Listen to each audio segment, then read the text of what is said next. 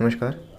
तो आज के सेशन में हम यहाँ पे बीए एंट्रेंस एग्ज़ाम जो कि इलाहाबाद यूनिवर्सिटी कराती है, ठीक है, उससे संबंधित यहाँ पे हम लगातार पेपर देख ही रहे हैं। तो हमने यहाँ पे किसी भी सेगमेंट को छोड़ा नहीं है। हालांकि हमारा कोर्स जो है वो कंप्लीट हो चुका है। ये कुछ मॉडल पेपर थे जो कि लास्ट के लिए हमने छोड़ा था। तो model paper in the sense कि 10 से 15 मिनट का वीडियो होगा और हर सेगमेंट से हम यहाँ पे देखेंगे, ठीक है। जैसे कि आपका सामान्य ज्ञान हो गया, सामान्य ज्ञान के अंदर करंट अफेयर्स और जो कि जीके जीएस की चीज़ें जो पूछी जाती हैं।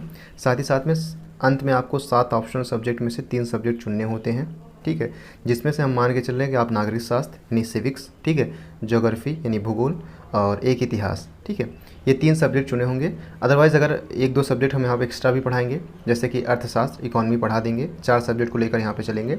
अगर इसके बियॉन्ड भी आपका सब्जेक्ट है तो आप डेफिनेटली बता सकते हैं, ठीक है। दूसरी बात यह है कि हर बार हम 25-25 क्वेश्चन जो कि पूछे जाते हैं उसी हिसाब से हम यहाँ पे डिस्कशन कर रहे हैं। तो 25 क्वेश्चन का ये सेट हमारा होगा जो कि प्रीवियस ईयर में पूछा गया है। इसके बियॉन्ड बिल्कुल नहीं जाने वाला है डेफिनेटली, क्योंकि जो प्रश्न है वो इन्हीं से आसपास जो है हर बार अगर हम बात करें तो हर दूसरे या तीसरे साल पेपर जो है रिपीट हो जाता है। प्रश्न जो है हूबहू शामिल कर लिए जाते हैं सारे के सारे, ठीक है। तो आप अगर पिछले 10 साल के भी पेपर को अगर आकलन करके देखें तो 10 से 15 क्वेश्चन बड़े आसानी से आप देखेंगे कि वहाँ पे जो है वो चीज़ें सिमिलर है। क्योंकि ये चीज़ें क्या होती हैं, जैसे करंट अफेयर्स क्या होगा, चेंज होता रहता है, जबकि ये सब्जेक्ट क्या है कि एक स्पेसिफिक है, ठीक है। वही चीज़ वही एरिया पूछना है और एक 12th पास स्टूडेंट से यही अपेक्षाएँ भी की जाती हैं, ठीक है। तो वो चीज़ें आपको यहाँ पर ध्यान देना है। इसमें हम 25 प्रश्न को यहाँ पे संग्रह देखेंगे। तो इसमें से पहला प्रश्न हमारा देख लेते हैं। पहला प्रश्न हमारा क्या है? पहला प्रश्न हमारा है इसमें कि किस देश का संविधान जनमत संग्रह की व्यवस्था करता है। तो जनमत संग्रह यहाँ पे व्यवस्था करता है, यानी लोगों को यहाँ पे ज़्यादा अहमियत दी जाती है, ठीक है। तो लोग यहाँ के सब कुछ होते हैं। जब आप स्विट्ज़रलैंड का संविधान पढ़ेंगे तो यहाँ जनमत संग्रह की व्यवस्था यहाँ पे की जाती है, ठीक है। स्विट्ज़रलैंड का संविधान जो है जनमत संग्रह की व्यवस्था करता है। और अगला प्रश्न हमारा है जनमत संग्रह मतलब इन द सेंस कि जैसे क्या होता है कि कोई भी अगर निर्णय लेना होता है तो जनता की राय ली जाती है, ठीक है। अब भारत जैसे देश जो से 130 करोड़ जनसंख्या आबादी है, तो अगर एक व्यक्ति की यहाँ पे अगर संग्रह लेंगे, जनमत संग्रह लेंगे तो वो पॉसिबल नहीं है, ठीक है। स्विट्ज़रलैंड की जनसंख्या कम है, इस वजह से वहाँ पे जनमत संग्रह लिया जाता है। दूसरा प्रश्न है कि किस देश में राष्ट्रीय व्यवस्थापिका को डायट कहा जाता है, ठीक है। जैसे हमारे यहाँ संसद कहा जाता है, तो जापान में जो है उसको डायट कहा जाता है। संसद को क्या कहा जाता है? डायट। इसी प्रकार से तीसरा प्रश्न है कि किस देश में नियंत्रण और संतुलन का सिद्धांत है। नियंत्रण और संतुलन का सिद्धांत जो है, तो बेसिकली नागरिक शास्त्र सिविक्स में जो है वो संविधान से संबंधित प्रश्न जो है पूछे जाते हैं। जैसे कुछ मैं प्रश्न बीच बीच में बताता रहूँगा जो प्रीवियस ईयर में पूछे गए हैं, जो कि आपके एग्जाम के पॉइंट ऑफ व्यू से भी काफ़ी इंपॉर्टेंट है। जैसे बलसावा संविधान संशोधन कब हुआ? 1976 में। मिनी कॉन्स्टिट्यूशन किस संविधान संशोधन को जाना जाता है? नहीं, सूक्ष्म संविधान किसे जाना जाता है? तो मिनी कॉन्स्टिट्यूशन को, बलसावा संविधान संशोधन को मिनी कॉन्स्टिट्यूशन के नाम से जाना जाता है, ठीक है। इसी प्रकार से संविधान की प्रस्तावना में समाजवाद, धर्मनिरपेक्ष और पंथ निरपेक्ष जो 3 शब्द जोड़े गए थे वो किस संविधान संशोधन के द्वारा जोड़े गए थे, ये आपको कमेंट बॉक्स के माध्यम से बताना है। और किस सन में जोड़े गए थे ये भी बताना है। मैंने प्रश्न का जैसे हालांकि उत्तर दे दिया है आपको, लेकिन फिर भी आपको यहाँ पे प्रयास करना है। 44वां संविधान संशोधन यानी 44th अमेंडमेंट कब हुआ था? वो 1978 में हुआ था, 1978 में हुआ था, ठीक है। इस बात को आपको यहाँ पे याद रख लेना है। भारत का संविधान लागू कब हुआ था ये आपको बताना है। और भारत में जो है राष्ट्रीय ध्वज को कब अपनाया गया था ये आपको कमेंट बॉक्स के माध्यम से बताना है। मैं 25 क्वेश्चन कराता हूँ, लेकिन 10-15 क्वेश्चन मैं खुद से पूछ लेता हूँ, क्योंकि एग्ज़ाम के पॉइंट ऑफ व्यू से आपको यहाँ पे तैयारी करनी है, ना कि सिर्फ 25-25 क्वेश्चन जो है सॉल्व करना है। तो जो पूछा जाएगा मैं वो चीज़ें आपसे यहाँ पे डेफिनेटली पूछ लेता हूँ, ठीक है। इस तरीके से पूछ सकते हैं कि राजेंद्र प्रसाद से संबंधित यहाँ पे, जैसे कि संविधान सभा के पहले अस्थायी अध्यक्ष कौन थे, अस्थायी अध्यक्ष कौन थे और अस्थायी अध्यक्ष कौन थे, ये आपको कमेंट बॉक्स के माध्यम से बताना है, ठीक है। विश्व का पहला लिखित संविधान कौन सा है, ये आप वीडियो को पॉज कीजिए, कमेंट बॉक्स में लिखिए, फिर भेजिए। इससे क्या होगा कि अदर स्टूडेंट को भी यहाँ पे सहायता मिलेगी। विश्व का पहला लिखित संविधान कौन सा है, ये आपको कमेंट बॉक्स के माध्यम से बताना है। फिर इसी प्रकार से अगर बात किया जाए कि भारत का जो संविधान है वो क्या है, कठोर प्लस लचीला है या फिर कठोर है या फिर सिर्फ लचीला है, ये आपको बताना है कमेंट बॉक्स में। इस तरीके से जो भी है मुझे याद आ रहा है तो मैं क्वेश्चन जो है पूछ सकता हूँ, उसके अकॉर्डिंग आप उसको आंसर दीजिएगा, ठीक है। इसी प्रकार से देखा जाए यहाँ पे किस देश का नियंत्रण और संतुलन का सिद्धांत है? संयुक्त राज्य अमेरिका। चौथा नंबर, जब भारत ब्रिटिश शासन के अधीन था तब राज्य कौन सा तब राज्य का कौन सा आवश्यक तत्व भारत में विद्यमान नहीं था? संप्रभुता।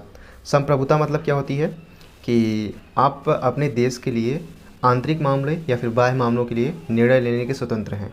तो जब ब्रिटिश के अंतर्गत हमारी जो है सत्ता स्थापित थी, तो वो ब्रिटिश जो है ब्रिटेन हमारे ऊपर कब्जा कर लिया था, तो हम आंतरिक और बाह्य निर्णय लेने के लिए स्वतंत्र नहीं थे। इस प्रकार से संप्रभुता नहीं थी उस समय। लेकिन हमारे प्रस्तावना में जो जोड़ा गया था, हम भारत के लोग भारत को संपूर्ण प्रभुत्व संपन्न समाजवादी पंथ निरपेक्ष लोकतंत्रात्मक गणराज्य बनाने के लिए तथा उसमें हम भारत के लोग भारत को संपूर्ण प्रभुत्व संपन्न समाजवादी पंथ निरपेक्ष लोकतंत्रात्मक गणराज्य बनाने तथा उसके समस्त नागरिकों को सामाजिक आर्थिक राजनीतिक न्याय विचार अभिव्यक्ति विश्वास धर्म और उपासना की स्वतंत्रता प्रतिष्ठा व अवसर की समता प्राप्त कराने के लिए तथा उन सब में व्यक्ति की गरिमा राष्ट्र की एकता व अखंडता सुनिश्चित करने वाली बंधुता को बढ़ाने के लिए दृढ़ संकल्प होकर अपनी संविधान सभा में आज दिनांक 26 नवंबर 1949 को एतत् द्वारा इस संविधान को अंगीकृत अधिनियमित और आत्मार्पित करते हैं।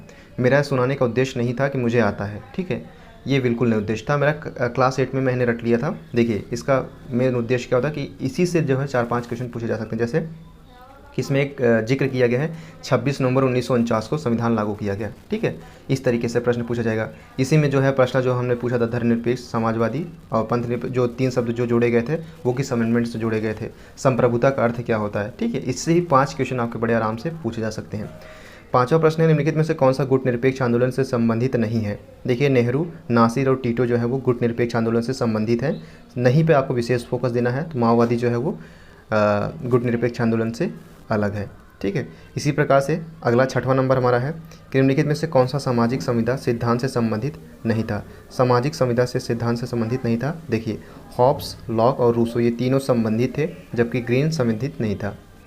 इसी प्रकार से 7वां है पॉलिटिक्स नामक पुस्तक के लेखक कौन है? अरस्तू हैं, ठीक है। पॉलिटिक्स नामक पुस्तक के लेखक कौन है? अरस्तू हैं। और भारतीय राष्ट्रीय कांग्रेस की स्थापना को किसने की थी? A.O. ह्यूम ने की थी। किस सन में की थी आपको कमेंट बॉक्स के माध्यम से बताना है। अप्रॉक्सीमेटली मैंने 10 से 12 प्रश्न पूछ लिए हैं। मैं कोशिश करूँगा कि अगर कोई यहाँ पे स्टूडेंट डेफिनेटली अगर आंसर देता है, ठीक है, तो मैं उसका आंसर पिन कर दूंगा, जिससे अदर स्टूडेंट को भी यहाँ पे आसानी होगी उस चीज़ को समझने के लिए। भारत का संविधान पूर्णतया किस दिन लागू हुआ था? वही चीज़ें मैं जो बता रहा था, 26 जनवरी 1950। एक प्रश्न तो सॉल्व हो गया। किस संविधान संशोधन द्वारा पंचायती राज व्यवस्था को भारतीय संविधान में सम्मिलित किया गया था? 73वें संविधान संशोधन 1992 के तहत, ठीक है। नगर पालिका को 94वें संविधान संशोधन के तहत। अनुसूची कौन सी थी? तो अगर पंचायत की बात किया जाए तो 9 शेड्यूल था, और नगर पालिका की बात किया जाए 9A शेड्यूल था, ठीक है। इसको याद रख लीजिएगा। कई प्रश्न हैं और इन्हीं में से घुमा फिरा के पूछते हैं। जब आप एग्ज़ाम हॉल में बैठेंगे तो वो चीज़ें आपको यहाँ पे ये याद आएंगी, ठीक है, कि हाँ ये चीज़ें आई हैं। यह किसने कहा था कि प्रजातंत्र जनता का जनता के लिए जनता द्वारा है? काफ़ी फेमस कथन है ये अब्राहम लिंकन का। जो डेमोक्रेसी है अर्थात प्रजातंत्र है वो जनता का जनता के लिए तथा जनता के द्वारा शासन है। इसी प्रकार से 12 नंबर है मंत्रिपरिषद किसके द्वारा किसके प्रति सामूहिक रूप से उत्तरदायी होता है?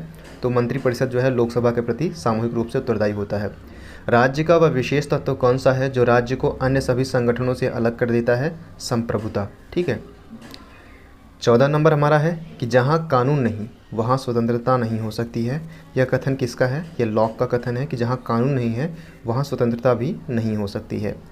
15 नंबर अगर बात की जाए तो भारत की संविधान सभा का प्रारूप समिति के अध्यक्ष कौन थे? तो अगर आपने संविधान को पढ़ा होगा तो आपको पता होगा कि डॉक्टर B.R. अम्बेडकर थे, ठीक है। प्रारूप समिति को बार बार पूछा गया है तो इसको आपको रट लेना है, ठीक है। ये समझ लीजिए कि ये जो है सजीवन बूटी का आपका काम करेगा, ठीक है, एग्ज़ाम के पॉइंट ऑफ व्यू से अगर बात किया जाए, ठीक है। इस तरीके से यहाँ पे अगर बात किया जाए। अगला प्रश्न हम देख लेते हैं अपना। अगला प्रश्न 16 नंबर है। अगला प्रश्न हमारा है 16 नंबर की भारत का उपराष्ट्रपति किसका पदेन अध्यक्ष होता है? तो राज्यसभा का, ठीक है। राज्यसभा का जो अध्यक्ष होता है वो उपराष्ट्रपति होता है, ठीक है, पहली बात। लोकसभा का अध्यक्ष जो होता है वो लोकसभा के सदस्यों के द्वारा चयनित होता है। लोकसभा के सदस्य बनने की न्यूनतम आयु क्या होनी चाहिए? 25 वर्ष। राज्यसभा के लिए जो है वो 30 वर्ष होनी चाहिए, ठीक है। इसके बाद अगर आप ग्राम सभा का चुनाव लड़ना चाहते हैं तो आपकी न्यूनतम आयु 21 वर्ष होनी चाहिए, ठीक है। साथ ही साथ में अगर आप राष्ट्रपति बनना चाहते हैं तो 35 वर्ष आयु की न्यूनतम आयु होनी चाहिए। ये कुछ महत्वपूर्ण तथ्य हैं जो कि पूछे गए हैं और संभावना भी बनती है। संसदात्मक सरकार किसके अभाव में कार्य नहीं कर सकती है? तो संसदात्मक जो हमारी है ये कठोर संविधान के अभाव में कार्य नहीं कर सकती है, ठीक है। भारत में शिक्षा का अधिकार कानूनी अधिकार है, ठीक है। 21 का के अंतर्गत जोड़ा गया था, ये किस संविधान संशोधन के अंतर्गत जोड़ा गया था और किस सन में जोड़ा गया था, ठीक है। 21 का के अंतर्गत जोड़ा गया था, मैं बता दिया हूँ। अब ये मूल संविधान हो गया है, ठीक है, मूल अधिकार हो गया है, जो कि 12 से 35 के अंतर्गत कहलाता है, ठीक है। और इस तरीके से आपको बताना है कि किस सन में और किस संविधान संशोधन के माध्यम से जोड़ा गया था। आई होप कि डेफिनेटली आप इसका उत्तर कमेंट बॉक्स के माध्यम से देंगे। 19 नंबर है, संसद के दोनों सदनों के संयुक्त अधिवेशन का अध्यक्षता कौन करता है।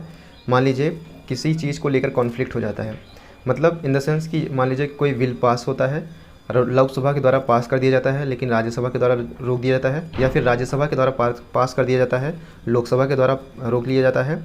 तो उस स्थिति में क्या होता है कि राष्ट्रपति एक संयुक्त बैठक बुलवाता है, और संयुक्त बैठक में अधिकतर क्या होता है कि लोकसभा के सदस्य अधिक होते हैं, ठीक है।